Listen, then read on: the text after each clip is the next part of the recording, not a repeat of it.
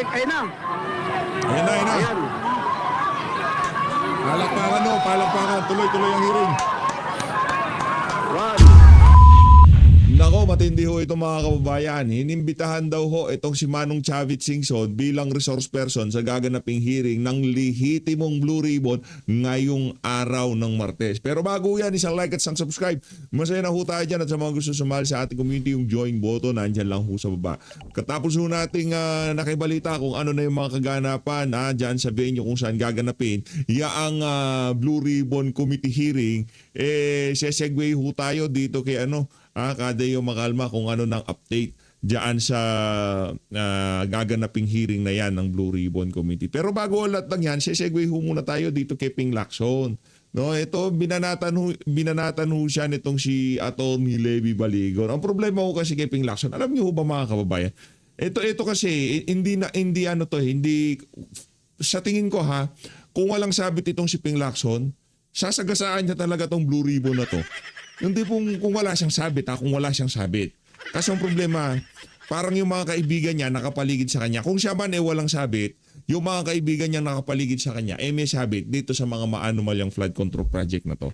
Alam niyo ba mga kababayan, kung sakaling nagtuloy-tuloy si Ping Lacson, kung talagang tinunto niya ang mga ebidensya, kasi ang problema, nung nakikita na niya na itong ebidensya na to papunta dito, itong testigo na to, ito tutumbukin dito, doon na ho siya sumigway.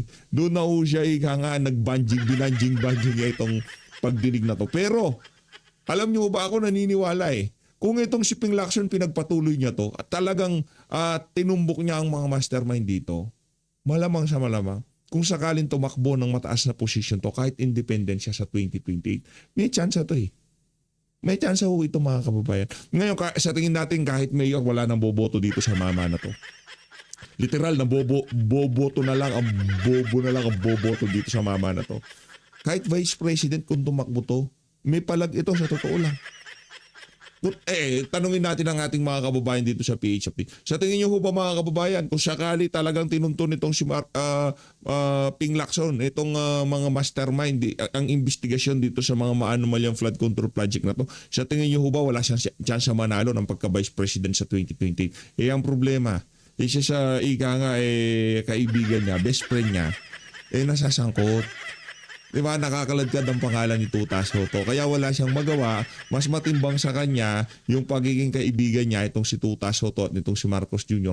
kumpara sa kapakanan ng sambayan ng Pilipino. Ping Lacson warns 18 kargadors, pambihira naman yan. Nakipagdigmaan din naman yan mga yan. Kaya kung makatawag naman kayo ng kargador may be found in this tab plot. Naku, this tab plot. Alam niyo mga kababayan, sa totoo lang tayo sa hirap ng buhay natin ngayon, kung magkaroon ng mga ganyang klaseng galaw, kung magkaroon ng ganyang klaseng galaw, at nakita naman ho natin na talagang lehitimong pinaglalaban, sino ba naman tayo para kontrahin yung mga ganyang klaseng galaw? At nakita naman ho natin kung anong klaseng paghihirap ang tinatamasa ng ating mga kababayan ngayong mga panahon na to. Kung sakaling meron masumali dyan, mga men in uniform o kung sino man, hindi ho natin sila masisisi. Kung makisangkot man ang ating mga kababayan sa mga malawakang pagkilos, hindi ho naman ho natin sila masisisi. Kasi napakahirap po ng buhay. Napakarami hong gutom ngayong mga panahon na to. One world imagination after another.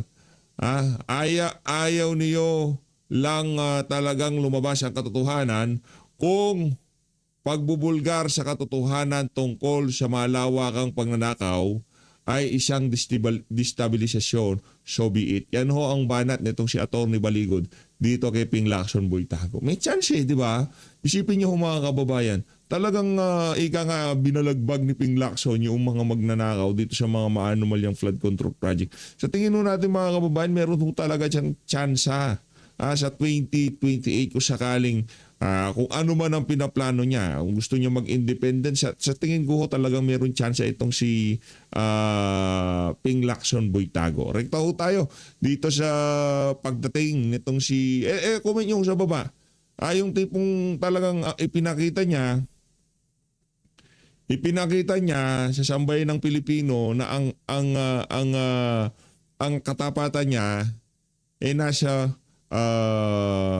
ika nga sa mga ordinaryong Pilipino. Hindi doon sa mga bilyonaryong kaibigan niya o doon sa mga bilyonaryong amo niya. Di ba, sinasabi, di umano, batayan ni Enrique Rason. Di umano Enrique Rason. Kaya lahat ng galaw ng si Enrique Rason, bata naman si Marcos. Di umano ha.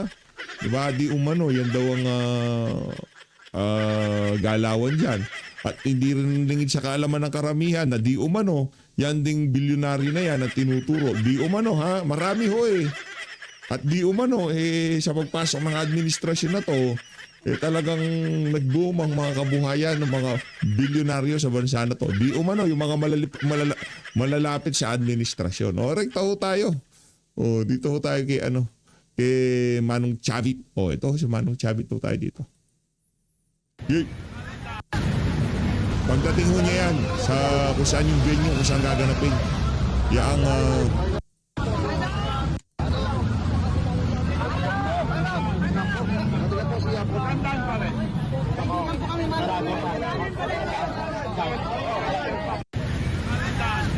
ito. Di pa tayo. Game. Bombo Radyo, ambush interview. Sir, you can confirm to ask, resource person po kayo? Resource person po kayo, sir? Nako! Sir, sino po nag-invite sa inyo na pumunta rito? Alam na nila, Senator Lacson, pero dinahinto niya ako pumunta. Sir, you can confirm to ask, resource person po kayo? Resource person po kayo, sir?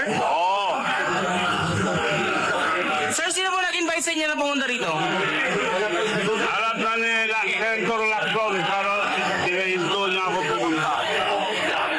Pinahinto daw siya pumunta. Hindi ko maintindihan yung sinabi ni Manong Chavit doon na. Ito naman ho yung pag dating kahapon itong si President Bongbong Marcos dyan sa Jensan. Pinagkaguluhan ho siya. In fairness siya, pinagkaguluhan ho siya dito sa video na to. Panoorin ho natin mga kababayan. Ayan, game. Panoorin natin. Yan o. Paturo-turo lang o. Trabaho ng presidente, paturo-turo o.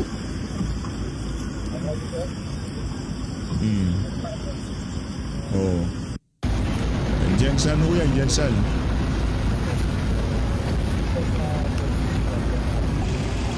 Grabe, kawawa yung mga mag-aaral natin dyan. Naantala pag-aaral nila. Si Boy Turo. Oh. Huwag yung masyado palapitin, grabe naman. Wala man lamang hard hat para, di ba?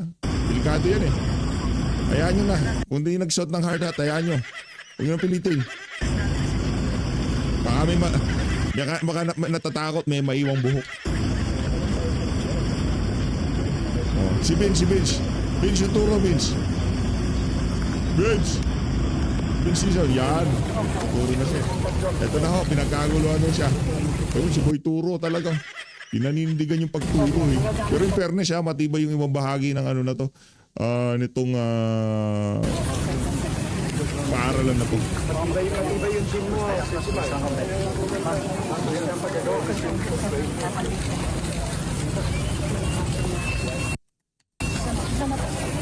Ayun o. Ako pinagkaguluhan siya. Palak ko. Ba't yung nagpalak-pakalan naman? Ayun o.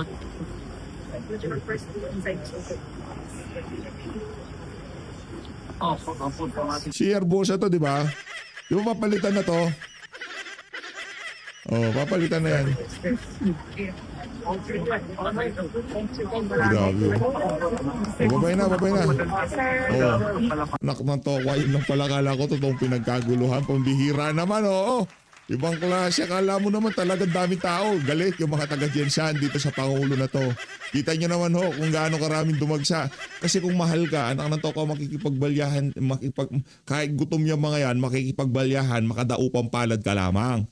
Kaso mga tao dyan, sa tingin ko kung makakalapit lang, mumurahin ka ng mga yan. Walang yaka, sintusin na. Dito tayo, kay Kadayo Makalma. Yep. Blue Ribbon na version ng Maleta Boys. Maleta At si Boys. Manong Chavit na Magaling to si itong si Kadeo Macalman. Hindi ako nagtataka kung bakit napakasikat na broadcaster nito, no. Kasi pa yung boses niya, yung delivery niya ng mga salita niya, talagang mapapakinig ka kahit tayo pakinggan yung balita, no. na rin, ha?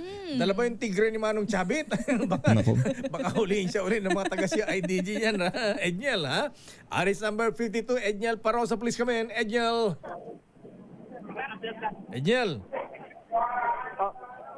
Anong dala ni Manong Chavit? Tigre o sawa? Leon. Dayo. Oh. Walang isang oras bago mag-start yung beso nila ng Blue Ribbon Hero. Dumating si Governor Chavit Singson dito sa EDSA Mandaluyong. Gob, kay Dayo Macalman sa DZRH. Ano kung magiging participation niyo dito, Governor? Yan. Sasabihin ko lang totoo na pinigil ako ni Senator Lacson noon. Ngayon ko sasabihin dahil pinagtatakpan nila talaga ang katotohanan. Nako, yun pala yun. Gusto mo ba marinig ulit na sinabi ni Manong Ted, Manong Ted tuloy. Itong si Gob Chavit. Paparinig ko sa inyo. Ano ba talaga yan, game? Mahina Ano kung magiging participation niyo dito, Governor? Sasabihin ko lang totoo Ayan. na pinigil ako ni Senator Lacson noon. Ngayon ko sasabihin dahil pinagtatakpan nila talaga ang katotohanan. Nako. Sa paano parang kayo sir pinigil? Pinigil na Naloko na. isuwalat ang korupsyon na nalalaman niyo. Sumulat ako noon kay Senator Lacson. Yung araw na sinabi niyang pumunta ko, diyan nag-cancel yung araw na yun. Bob, itong hearing na to patungkol sa flood control mess, sino yung may kasalanan sa korupsyon na ito batay doon sa impormasyon na mayroon ka? Isa yun, pero marami po. Ano pang i-expect natin mga kababayan, Bob, ngayong araw? May lalabas to ng mga bagong witnesses, tama ba? Lahat nilalabas na dahil pinipigilan ng mga magnanakaw ang katotohanan. May impormasyon lang, Governor, na tama ba? May cancellation ba rito sa lugar na ito? O paano mangyayari ngayong umaga? Ano? Cancel ba yung event dito sa EDSA Mandaluyong ngayon? Cancel ba? O tuloy? Tuloy ang Tuloy. Baka may mensahe kayo, Doc, si Dayo Macalman kasama natin. Ay, apo, Gobernador, na yung pagkabigat. Ako, sandali na lamang. Lakay kasama si Governor Chavit. Ayan, Manong Chavit, na yung pagkabigat, apo. Manong Chavit. Hindi yata marinig, maingay Edniel. Ayan. Maingay. Doc, thank you. Lakay, papasok na si Governor. Umangga dito sa may unahan ng pinaka Double Gem Gardens dito sa EDSA. Hindi lang din masyadong marinig lakay yung mga yung monitor dito. Edniel. Grabe yung dami ng Edniel, dito lakay. yung double gem ba? Puntong ito ng ilang minuto na lang ang inaantay natin bago pa nilang nakatagdang schedule.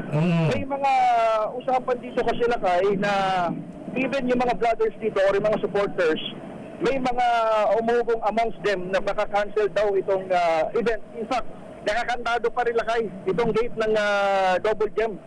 Nakakandado pa rin at even si Governor Chavit ay hinarang ng bahagya ng pulisya na pumasok doon sa loob. Ay, ganoon. Grabe naman yan, ginarang. Pambihirang yan. Hinaharang. Natakot yung Double Gem.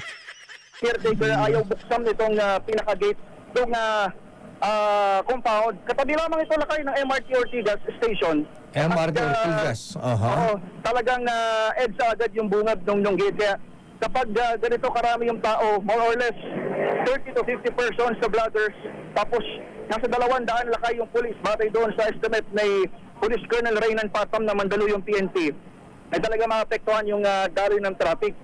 Si Governor Chavit pa lamang yung notable person na dumarating sa mga oras na ito na dapat sana ay alas 10 magsimula yung kanilang pagtitipon. Pero paliban sa kanya doon sa mga vlogger 10:30 na. ay wala naman ding Wala pa. impormasyon pa yung mga narito kung nasa na ilan sa kanilang mga kasama. May mga sinasabi sila gaya nung narinig mula kayo na may mga additional daw na witness na ihaharap sila dito sa kanilang versyon ng Blue Ribbon hearing. Pero ang binabanggit nga ng Senado, wala itong bigat at wala itong wala itong legal na ambag doon sa mismong investigation at press conference lang kung tawagin ng National Bureau of Investigation. Yang sinasabi ng otoridad, yan ay kinokon. Feeling ko tuloy ho yan mga kababayan, tuloy ang pagdinig na yan. Sana marinig natin. Sana marinig pa natin kung ano sasabihin ng 14 Marine ay yung Fearless 14. Di ba? Yung Brave 18, Fearless 14 at yung Valiant 7. Sana marinig na natin, sabay-sabay na yan. Di ba? Kahit na kumbaga yan, karapatan ng mga ordinaryong Pilipino malaman ang buong katotohanan kung saan napunta yung pinaghirapan natin, di ba? Yung binayad nating buwis napunta lamang dito sa mga maleta at kung tawagin itong mga siraulong politiko na to, basura. Expected. At malalaman natin kung ano Nakapal yung ng mga mukha nyo.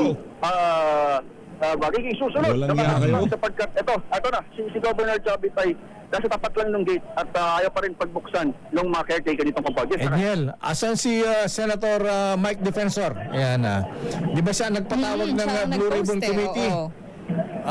Cayetano Black, Senator Alan, ayan, Alan Peter Cayetano, Senator Marcoleta, ayan, wala pa. Wala pa. Sina Manang Aimee. Aimee, Oo. Actually, yan Sa lang Ate Pia. yung mga binabagit mo lang kayo, sila rin talaga yung na-expect na mangunguna dito. At isa sila doon sa mga inaabangan ng mga nandito. Alam mo, Baka sino ba si Manong Chavit yan, ha? kaya kung meron akong napansin dito lang dito sa mga nandito, mga bahagi ng kanilang taga-suporta, para sila nang sinasabi na ang impormasyon nila na hawak ay social media lang din. Social media lang din. Yung kanilang hawak na impormasyon, ibig sabihin, wala dito tayong nakikita, nakakausap so far. May direktang komunikasyon doon sa grupo nung kung tawagin na ay Maleta Boys o yung dating mga batmen ni Congressman Saldico. Maliban nga kay Governor Chavit, kagaya lang ng binanggit ko kanina, ay wala pa rin silang, kumaga wala pang paunang informasyon kung may on the way pa nga lang ba. Kahit yung ganong informasyon, kung meron ng papunta rito, Okay. ay wala pa rin doon sa mga binabanggit. Okay, Harod, antabayan natin yung Edniel. Antabayanan natin. Ito, pinaka-latest ito mga kababayan. Maging itong si Mangga, dumating na. Dumating na ho dyan sa Double Gem Gate. Naku, papasukin na. Ay, si Mangga palapakan natin si Mangga. Ayun na nga mga kababayan, tuloy ho tayo dito sa ating kasi inaano ho natin, ini-stop natin kasi inahanap po natin yung latest diyan sa diyan sa hearing yung sinasabi lang tuloy daw yung hearing. Ito, kay Ma'am Joey ho muna tayo habang inihintay natin yung mga live diyan sa hearing na yan nagaganapin ngayong araw. Tuloy daw tuloy ang BRC hearing. Okay. Hello, magandang umaga sa inyong lahat. At ngayon, ang scheduled na Blue Ribbon Committee hearing para doon sa flood control projects na napaka-controversial at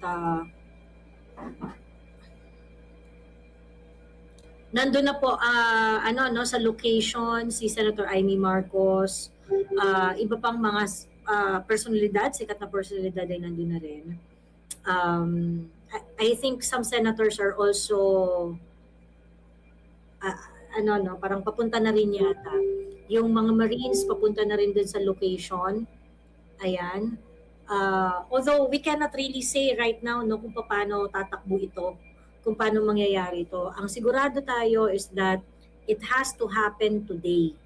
Kailangan mangyari ang Blue Ribbon Committee hearing today dahil bukas ay meron ng special session na pinatawag ang Malacanang. Okay? Sa special session na yan, of course, syempre, pag magpapa-special session ka kasi usually very, very urgent matter yan meron kang measures or batas na gusto mo na maipasa na para ma-implement na dahil kailangan para sa pagpapatakbo ng bansa. Usually, yun ang mga reason kung bakit magsa-special session eh.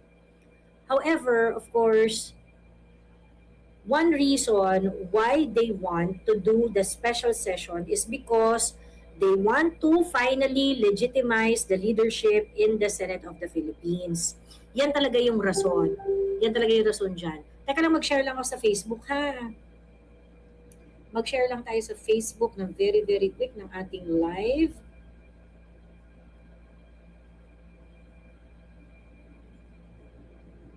Oral arguments din pala ngayon. Oral arguments nga.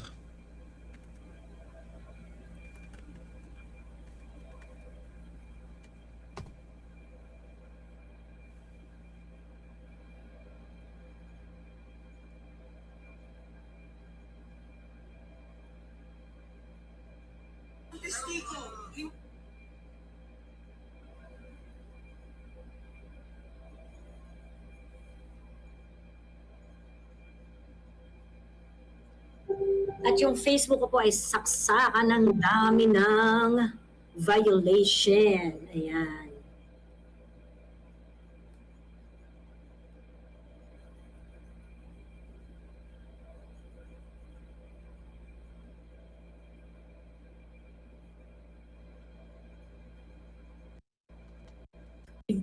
View lang tayo ng background ng mga pangyayari leading to this event. Of course, dahil nagkaroon nga ng palitan ng leadership sa Senado, nagkaroon tayo ng tinatawag natin na nagkaroon ng majority sa grupo nila led by Alan Peter Cayetano, Senator Alan Peter Cayetano.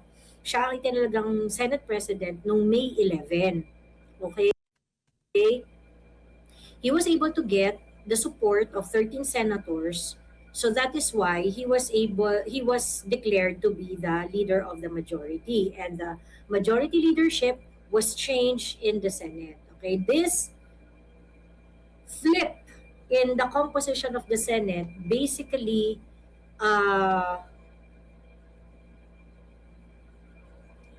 triggered the most outrageous power struggle in the Senate. Ayan, okay? So, ngayon, nataranta ang Malacanang, nataranta ang Senado, yung mga kaalyado ng Malacanang na senador dyan sa Senado, dahil din nila ina-expect na kaya pala ng minority na sungkitin ang majority. And because of that, the important consequences of this change in leadership is the way the investigation is being handled in the Blue Ribbon Committee that is usually held by the majority. Ganon. Maraming reason kung bakit nagpalit ng liderato sa Senado. No? Isa sa mga reason na fino-float ng mga talunan sa Senado is yung impeachment. But of course, it has been clarified time and again that the change in leadership and the concerns of the senators is far more than the concerns dyan sa impeachment ni Inday Sara. There are so many things that Senator Marcoleta addressed and raised na ang problema kasi, yung majority, yung lumang majority, yung majority ni Tito Soto, wala silang inintindi kundi sarili-sarili lang nilang agenda. And they are not sharing the floor to the minority members of the Senate.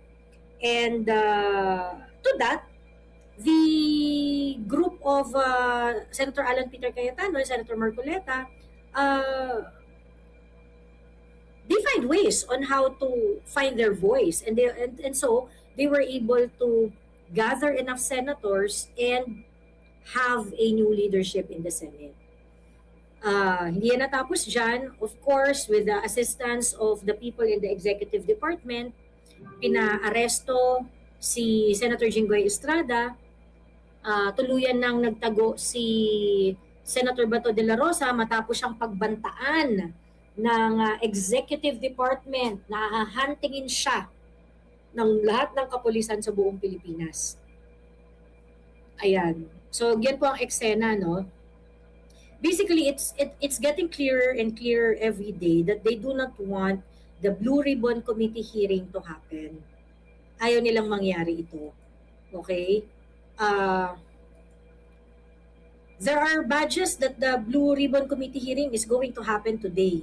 Hindi natin alam no how they're going to proceed kasi pati yung may-ari ng venue, yung schedule na dapat ay mag-start ang Senate Blue Ribbon Committee hearing today, tinatakot din. So may mga naglalabasan ng mga kwento. May mga naglalabasan ng kwento no na itong may-ari ng Double Gem, EDSA Garden Events Place sa EDSA. Okay? May mga nagsasabi na tinakot ito kung kaya't yung may-ari mismo ang nag-cancel. Na hindi matutuloy ang Blue Ribbon Committee hearing. And this happened so many times. Ganito rin ang ginawa ng administrasyon noong supposedly magkakaroon ng rally ang Maisog sa Bustos, Bulacan, na kung saan yung may-ari na pumayag naman, nag-gamitin ang kanyang lugar para sa rally ng Maisog sa Bulacan. I think this was in 2024. Okay? Noong 2024, bigla na lang bumaliktad yung may-ari. And of course, obviously there were pressures coming from the higher ups that they can not accommodate. Diba? Ayan. So, antindi ng mga kaganapan, Grabe. Marami rin mga vloggers na nandun na sa area. Andun sila, The Political Outlook, sila Engineer Berto.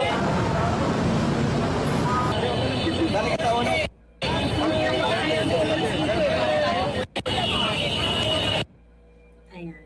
I-stream lang natin ng walang sound yung kanyang live. Ayan, okay? Ito si Political Outlook ay live na live pa rin doon sa lugar at kasalukuyan dumadami yung mga tao dito sa may bahagi ng EDSA. At sana yung mga Base sa pinaka-latest, nabasa natin sa Billionaire News Channel, cancel na daw. Yung nag-cancel daw ho talaga yung venue. Ngayon, di ho natin alam kung saan gaganapin. Kahit gymnasium lang, kahit ilalim nga lang ng Di ba? Kahit ilalim lang ng puno ng mangga, pwede na yun. Basta merong mic, speaker, magkakatanungan, maririnig na sambayan ng Pilipino kung ano nga ba ang pinaggagawa nitong si Saldico sa pinaghirapang pera ng sambayan ng Pilipino na kung tawagin nila basura. Di ba? Yun lang naman importante sa atin. Hindi na importante, naka-aircon pa yan. Hindi, kawawa naman yung mga honorable senator natin. Yan talaga honorable yung mga yan. Pero yung mga nasa paksyon ng Malacanang, yung mga walang honor yan, mga walang kwentang senador. mga nandyan sa Manila, dumiretso kayo, pumunta kayo. Linaro ni Ping. Magmasid, magbantay, maglista. Linaro. And Naglaro si Ping Lacson eh. yung special hearing, no, yung special session na gagawin ng Senado bukas, while they say that it is for a different purpose, sinasabi nila na hindi, para ito sa mga measures na kailangan gawin, mga legislation na kailangan ipasa, kaya magsa-special session. Alam natin na gagawin nila yan para mag-change ng leadership sa Senado. Yun talaga ang gusto nilang gawin because they need to have full control of the Senate. And we do not know what's gonna happen kung si Joel Villanueva ba ay babaligtad. Ano ba siya? Ano bang gagawin ni Joel Villanueva? Merong bali-balita, merong pinost si Manny Go Round na si Joel Villanueva daw ay umakyat ng Baguio at 4 na araw sa Baguio Country Club. So, ano to? Para saan to? Ito ba ay preparation para sa kanyang paglipat mula sa majority papuntang minority para ang maging bagong majority ay yung minority? So, hindi natin alam kung anong plano nila, no?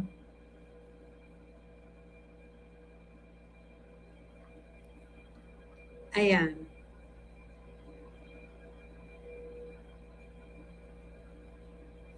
But anyway, sana po, isa sa mga reason kung bakit ako nag-live, no, dahil gusto ko sanang manawagan sa ating mga kababayan na nandyan sa Metro Manila na if you are there, please join. Ayun.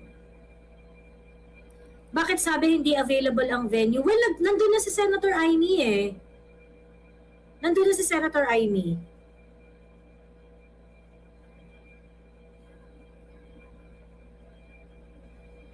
Marami nang titiwalag sa JIL. Mag-amang Villanueva. Especially yung mga OFW. Marami hong mga membro ng JIL na mga OFW. Kaya pagka talagang nagtuloy-tuloy to, talagang marami hong titiwalag dito. Sa totoo lang marami hong talagang titiwalag sa gagawin ni Senator Joel. Hindi hindi sila titiwalag doon sa kaninang pananampalataya. Siguro sa tingin ko lilipat lang ng yan. Wag naman sanang ikatisod ng mga miyembro ng JIL ang gagawin na yan itong si Senator Joel Villanueva. Kasi katotohanan yung natin dyan, di ba lagi natin sinasabi, kasi hindi natin pwedeng paghaluin pero dahil pinasok ng mga religious group ang politika, kahit ayaw makaladkad noong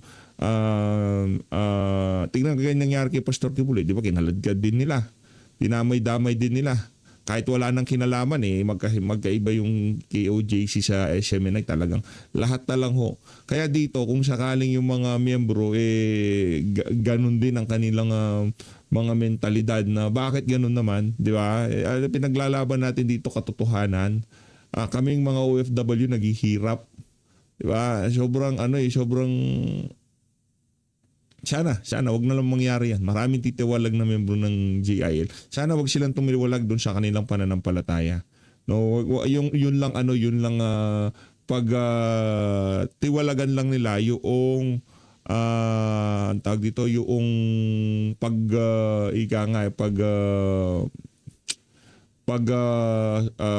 sunod dito sa mga kasi tinitingnan din ho nilang mga kumbaga mga ehemplo yung mga yung mga halimbawa yung mga leader nila na yan kagaya nitong si Senator Joel. Nakakalungkot lang yung shipin na ganito nangyayari ngayon.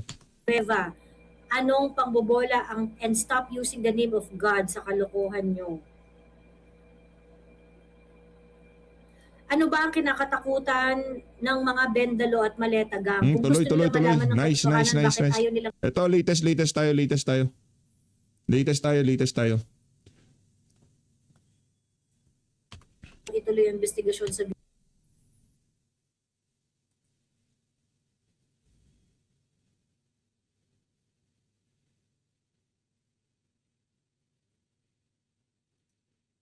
Sino kaya itong mga to? Ayan na, eto na.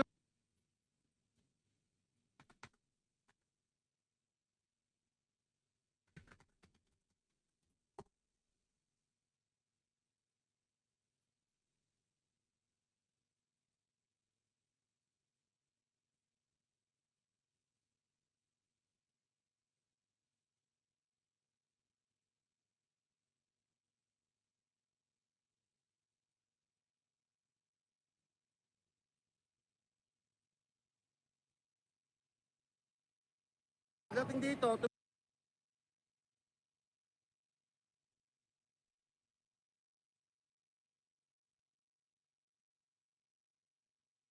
Lipat muna tayo dito kay Brothers tumitigil ho Traveler. sila dito. Ayan, Ayan, napapahinto sila. Siyempre, di ba?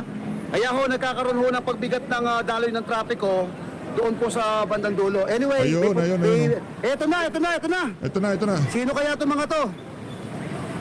Ayan Eto na. na. Malamang, eto na ho. Kay Brothers Traveler tayo, brothers. Ingat dyan. Palakpakan natin si Brothers Traveler. Mga kabayan, yung Brave 18 ha. Brave Yung 18, station ng baka mga yung, kabayan, eto na. Sino mga to? baka yung Fearless 14 nandyan na rin at saka yung Valiant 7. Eto na. Nice. Ito na. Eto na, dumating na mga kabayan. Ang hinihintay ho natin ng mga Brave 18. Yo! Ha? Eto na po sila. Ayan na. Mula sa inakalagyan ko mga kabayan, makikita Mag-subscribe po kayo kay Brothers Traveler. Maraming salamat, brothers. po natin papasok na ang convoy ng Brave 18. Ayan na, papasukin Eto yan. na po. Eto na po yung mga Marines, ano ho? Ayun na. Ayan na, ayan na. Ayan. Palakpakan no, palakpakan. Tuloy-tuloy ang hearing. One.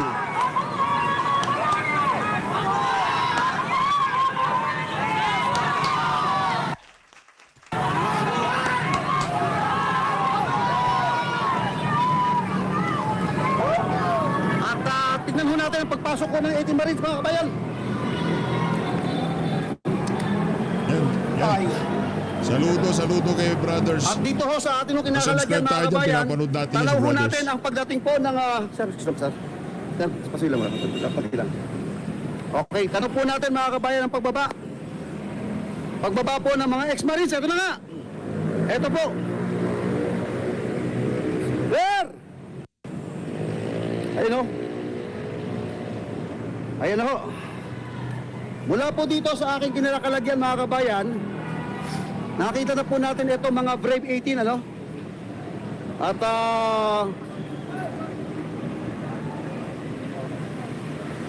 ayan. Nakita ko na si Attorney Levy Balingod. Ayan si Attorney Levy Balingod. Ayan. Masyado lang atang maaga itong si Manong Chavit pero tuloy ho talaga to. Tuloy na tuloy. Okay, nakita ko na pumasok si Attorney Levy Balingod. At ito hong mga ex-marine. Ayan po. Ayan po sila. Bilangin natin ha. 1, 2, 3, 4, 5, 6, 7, 8, 9, 10, 11, 12, 13, 14, 15. Walang matatlo. Ayun pa yung ano. So papasok na po sila.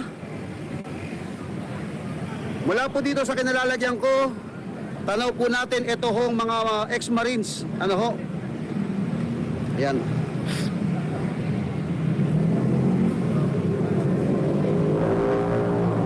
Okay, ayan na po. Kuha po natin mula dito sa anggulong ito ang pagpasok po nila dyan po sa bimbo. Nagaganapin po, ano? Ayan. Yun. Yan. Yan. Ay, nakapasok na po mga kabayan si Attorney Balingod at yung ex-Brave Marines, ex-military din na witness ano po sa loob. At ang inihintay na natin mga kabayan yung pagdating po ng mga senador. Kanina po namataan na po natin si Senator Amy Marcos pero umalis po ano. Apo Chavit Singson, dumating na rin po.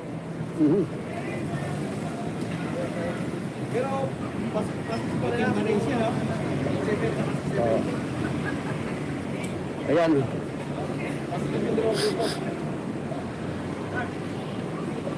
So mula po sa kinalalagyan po natin, ayan. Maganda po yung venue natin ano at lugar. Tanaw po natin dito yung pagpasok po nila. Lasido! Nandito ako! Di pa ba ako papasok dyan?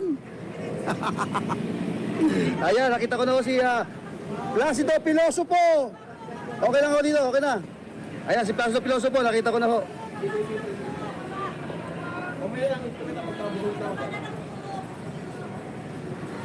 Ayan. So, again, uulitin ko po, ano, yung venue, nasa loob na po yung... okay, nasa loob po ng...